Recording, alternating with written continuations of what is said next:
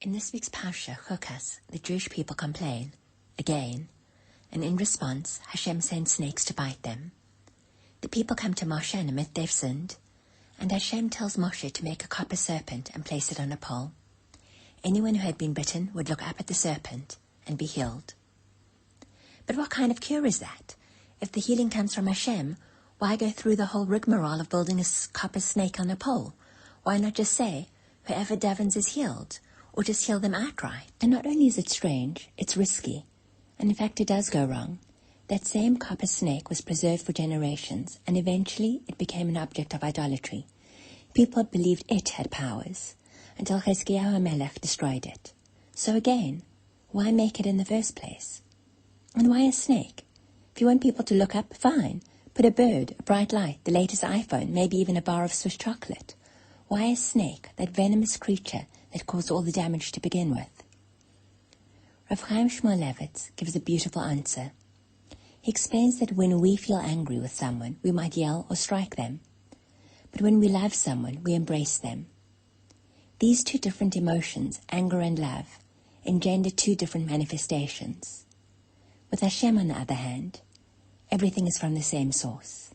Everything He does, whether we experience it as pleasure or pain, comes from the same source, comes from love. The same snake that hurt them could also heal them, because even the pain was a form of Hashem's love.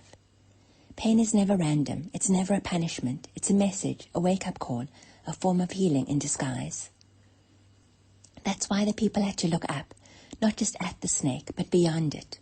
When they looked upward, the Mishnah says, and subjected their hearts to the Father in heaven, then they were healed. It wasn't about the snake. It was about realigning their hearts. In Shemona Esrei, in the Bracha B'Rafa'enu, we ask Hashem to heal us. And the healing we're asking for is both physical and spiritual.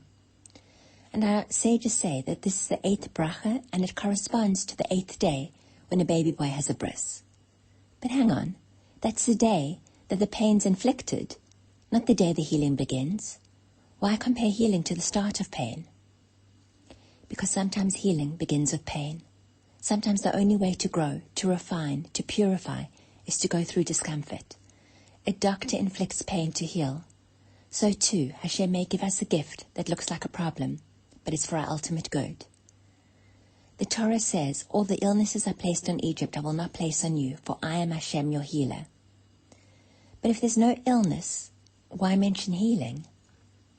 Because even when Hashem gives us hardship, it's never like Egypt. It's never punishment. It's always in some way healing. And maybe that's what we need to hear this week. It's been 21 excruciating months. Pain, grief, waiting, fear, and yes, despair and despondency can start creeping in. But Chukas reminds us the pain and the cure are not two different things. They both come from the same Father in heaven who loves us.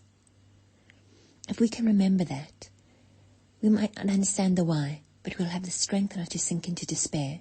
We'll hold on. We'll keep praying. And Be'ezras Hashem, we'll see healing. We'll see hostages come home, an end to the war, and we'll dance together in Yerushalayim with Moshiach. Good Shabbos.